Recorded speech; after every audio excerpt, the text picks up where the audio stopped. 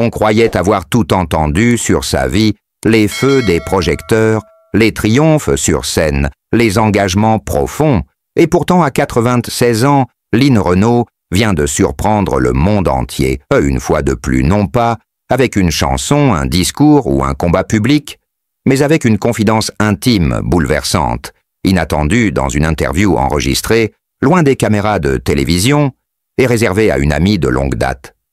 La grande dame de la chanson française a rompu le silence sur un pan caché de sa vie, celui de l'amour. Un amour discret, profond et bouleversant, qu'elle vit aujourd'hui, à presque 100 ans, dans un souffle à peine audible. Elle a prononcé ces mots qui ont changé le regard que nous portons sur la vieillesse. Je suis amoureuse, et c'est merveilleux. Une déclaration simple, mais qui vaut 1000 éclats, car elle remet en question tous les préjugés, toutes les idées reçues sur ce que signifie aimer à cet âge. On l'imaginait peut-être seule, tranquille, entourée de souvenirs et de décorations, et pourtant Lynn Renault vit encore des battements de cœur, une tendresse partagée, des gestes doux, des regards complices. Elle raconte comment cette relation inattendue est née non pas d'une passion brûlante, mais d'un lien construit dans le respect, la patience, le soutien mutuel, un amour silencieux mais immense qui l'a réconciliée avec des parts d'elle qu'elle pensait oublier. Elle explique que ce n'est pas une seconde chance, mais une nouvelle vie, une renaissance, et dans sa voix, il n'y a ni honte ni gêne, mais une fierté, une lumière nouvelle, comme si à 96 ans, elle avait enfin trouvé ce que tant d'entre nous cherchent toute une vie. Cette révélation fait écho aux milliers de femmes et d'hommes qui croient qu'il est trop tard pour aimer, qu'il faut renoncer. Une fois passés les âges dits raisonnables, Lynn Renault leur dit « Non, l'amour n'a pas d'âge, et il est parfois plus pur, plus vrai quand il arrive, après les tempêtes, les blessures, les silences. Alors si vous aussi vous croyez que l'amour peut frapper à n'importe quel moment, abonnez-vous à cette chaîne, activez la cloche et laissez un commentaire, car ensemble, on va explorer toutes ces histoires, trop longtemps, restées dans l'ombre, et vous n'imaginez pas ce que vous allez découvrir dans la suite de cette vidéo, ce que personne ne savait, jusqu'à aujourd'hui, ce que même ses proches les plus intimes n'avaient jamais soupçonné, c'est que cet amour secret est né dans les couloirs discrets d'un hôpital, il y a plus de 6 ans, alors que Lynn venait de subir une lourde intervention, une complication grave, une nuit blanche, un infirmier attentionné au regard intense, aux gestes rassurants, aux silences éloquents, lui a tenu la main pendant toute la durée de son malaise, il ne l'a plus quitté depuis pas une seule nuit, pas une seule absence, et ce n'est pas tout, cet homme dont elle tait le nom par pudeur, par respect, à 38 ans, une différence d'âge qui aurait fait scandale il y a seulement quelques années, mais qui pour elle n'a jamais été un obstacle. Elle dit « Je n'avais pas vu son âge, j'ai vu son âme ». Une phrase qui en dit long sur la nature de ce lien que beaucoup qualifient d'impossible, mais qui pour elle est devenu vital, bouleversant et profondément humain. Lynn Renault a toujours été une femme libre, audacieuse, pionnière. Et cette histoire d'amour ne fait que confirmer son refus de rentrer dans les cases, dans les normes, dans les attentes de la société. Mais ce qui choque le plus, ce n'est pas seulement cette relation incroyable, c'est ce qu'elle a confié ensuite sur les sacrifices qu'elle a dû faire pour la préserver dans l'ombre. Elle a avoué avoir été menacée par certains membres de son entourage professionnel qui craignaient que cette histoire ne ternisse son image publique.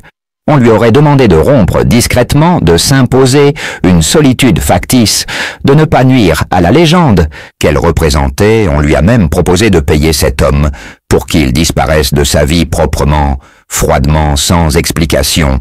Et c'est là que tout bascule dans le drame, car Lynn Renault ne s'est pas contentée de dire non, elle s'est battue. Elle a coupé les ponts avec certains amis de longue date. Elle a renoncé à des contrats prestigieux. Elle a refusé des plateaux de télévision. Elle a préféré le silence à la compromission. Et elle a tout perdu, sauf lui dans une scène qui ressemble à une fiction. Elle raconte avoir été confrontée à une réunion organisée dans son dos, où l'on a tenté de la faire interner en prétextant des signes de démence précoce. Elle a échappé de peu à cette humiliation, grâce à une amie fidèle qui l'a défendue corps et âme.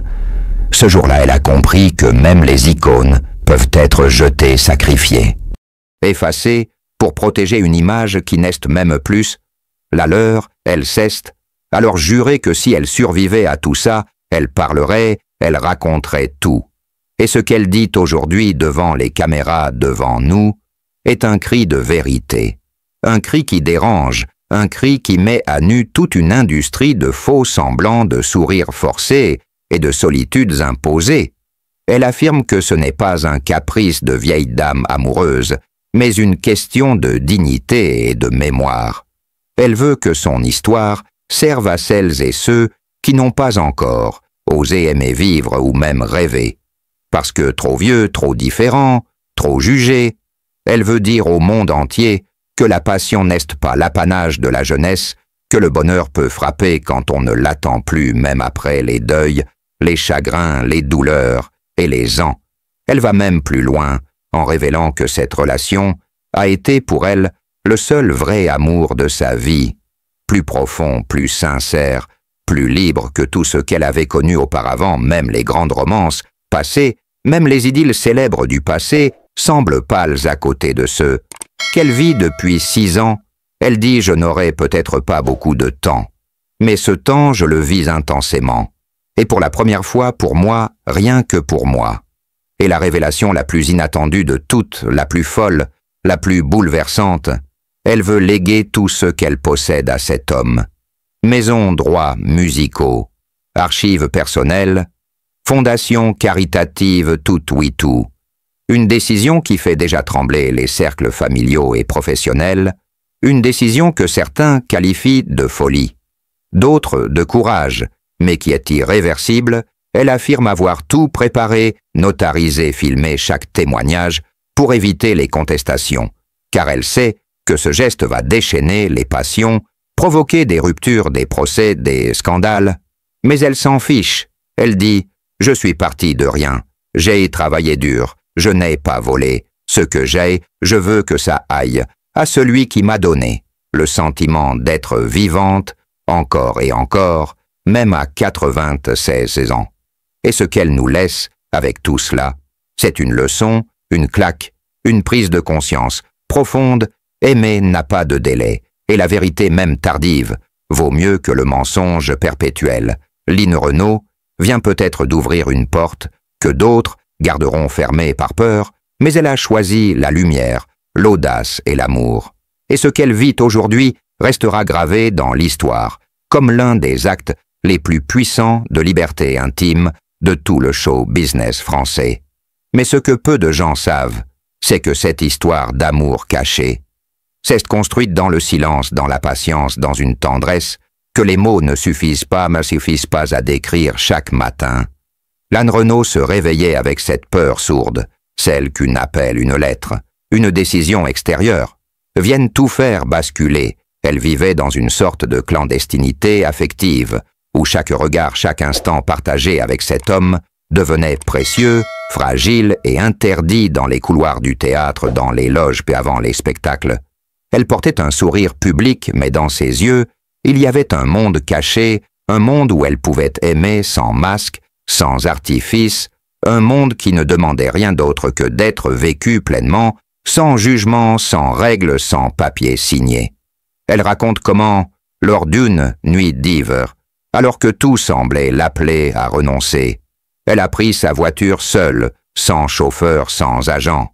Elle a roulé jusqu'à la petite maison discrète où son compagnon l'attendait dans l'ombre. Elle a frappé doucement à la porte, il a ouvert, et sans dire un mot, elle est entrée, et elle n'a plus voulu repartir. Depuis ce jour-là, ils se sont promis de ne plus jamais se séparer. Peu importe les conséquences, peu importe les regards extérieurs, ce pacte d'amour absolu a transformé son quotidien. Même ses habitudes les plus ancrées ont été bouleversées. Elle qui avait toujours vécu dans le rythme effréné du spectacle, a appris à ralentir, à respirer, à cuisiner pour deux, à marcher main dans la main dans les rupides de les vides sans se cacher. Plus elle avançait dans cet amour, plus elle reprenait vie, comme si les années ne comptaient de plus, comme si son corps lui-même refusait de vieillir. Elle affirme que cet homme n'a jamais voulu de sa notoriété, qu'il n'a jamais profité de son nom ni de ses ressources. Au contraire, il refusait les cadeaux, les facilités, les privilèges. Et c'est cela qui l'a touchée profondément. Elle voyait en lui quelqu'un qui l'aimait pour ce qu'elle était vraiment. Au-delà du mythe, au-delà de la scène, au-delà des rideaux rouges et des projecteurs, cette authenticité rare, presque miraculeuse, a été pour elle le plus grand cadeau de sa fin de vie. Et c'est cette vérité qu'elle veut transmettre aujourd'hui. Elle veut que chaque femme, chaque homme qui se croit trop vieux pour aimer, sache que c'est faux, qu'elle veut que chaque personne qui se sent seule ou brisée par le temps comprenne que tout peut recommencer, qu'elle veut briser ce tabou qui enferme tant de cœurs dans la résignation, dans le silence, dans la solitude, et c'est pourquoi elle a accepté de tout révéler maintenant à 96 ans. Parce qu'elle sent que le moment est venu, que son corps peut être fatigué, mais que son cœur, lui, ne l'a jamais été autant en éveil. Et cette histoire n'est pas terminée, car ce qu'elle nous prépare dans les mois à venir pourrait bien encore une fois retourner l'opinion, bouleverser les codes et redéfinir ce que signifie aimer au seuil de l'éternité ce qui se joue. Maintenant n'est plus seulement une histoire d'amour, discrète ou un secret dévoilé, c'est un combat frontal contre un monde qui ne finit plus de vouloir enfermer les femmes âgées dans le silence et la transparence, car au fil des dernières semaines, Lynn Renault a commencé à recevoir des lettres anonymes, des menaces déguisées, des avertissements voilés qui ne viennent ni des médias, ni du public, mais bien de certaines sphères qu'on croyait bienveillantes, des cercles fermés de l'industrie du spectacle, où les choix personnels deviennent des problèmes d'image, où la liberté affective d'une icône est perçue comme une trahison. Marketing, elle a confié à ses proches qu'il lui avait été subtilement suggéré de s'imposer une pause médiatique, d'inventer un problème de santé pour justifier son retrait et faire oublier doucement cette révélation. Mais elle a refusé net. Cette fois, elle ne recule plus, elle ne ment plus, elle ne se tait plus, elle dit « Je suis à un âge où je n'ai plus besoin de plaire, je veux déranger, si c'est ce qu'il faut pour que d'autres osent vivre pleinement dans ce climat de tension. » Elle a décidé de publier un manuscrit resté secret depuis des années. Un livre autobiographique écrit de sa main sans filtre, sans validation éditoriale.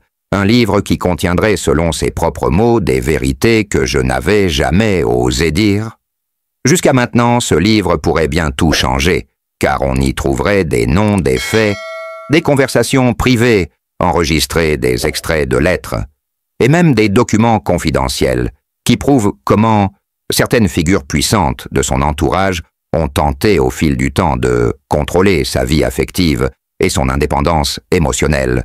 Elle révèle que plusieurs projets de films ont été annulés dès lors que sa relation privée a été suspectée. Elle montre aussi des extraits de contrats modifiés, en douce, ou des clauses discriminatoires sur son âge et sa capacité à tenir un rôle majeur apparaissent noir sur blanc. Pour la première fois, elle ose nommer ces pratiques comme une forme de violence symbolique, déguisée derrière les lumières et les paillettes. Cette dénonciation d'une industrie qui glorifie la jeunesse et étouffe la vérité féminine avec l'âge est une onde de choc qui dépasse largement son cas personnel. Déjà plusieurs femmes du milieu artistique l'appellent pour témoigner de vécus similaires, des histoires de censure, de rupture, forcées de promesses brisées à cause d'une grossesse tardive d'un nouvel amour jugé inacceptable, d'une image trop libre. Et ce n'est peut-être que le début d'une libération collective. Lynn Renault semble bien décidée à devenir la voix de celles qui ont été réduites au silence trop longtemps. Une voix qui traverse les générations, qui dépasse les frontières et qui transforme la confession intime en cri politique. Car à travers son histoire, ce n'est pas seulement une icône qui se raconte, mais un système entier qui tremble, une époque entière, qui est forcé de se regarder en face, sans phare, sans excuse, sans oubli, et dans ce cri venu du fond de sa mémoire, il y a quelque chose de plus vaste que sa propre histoire. Quelque chose de brûlant et universel, ce qu'elle dénonce entre les lignes de ce manuscrit, ce n'est pas uniquement la manière dont on a voulu la faire taire, mais bien la manière dont on a toujours fait taire. Les femmes qui dérangent celles qui ne correspondent plus à ce qu'on attend d'eux, celles qui à un âge dit avancé décident de ne pas rentrer dans la case de la grand-mère souriante et silencieuse, elle dit à plusieurs reprises dans ces pages « Je suis fatiguée, mais je ne suis pas finie. Je suis blessée, mais je suis encore vivante. » Et ce souffle de vie, ce refus de s'enfoncer dans l'oubli, est précisément ce qui rend son témoignage si bouleversant, car au fond, ce n'est pas juste son âge qui dérange, c'est sa lucidité, sa mémoire intacte, sa voix forte dans un monde qui préfère les légendes mortes aux légendes vivantes. Elle raconte aussi un épisode glaçant survenu quelques années plus tôt, une visite nocturne dans sa maison de Rueil, une silhouette, et inconnu, apparu dans son jardin des Volets, qu'on a retrouvé forcer des traces de pas dans la terre, mouillée. Aucun vol, rien de déplacé, mais un message glissé sous sa porte, écrit à la main.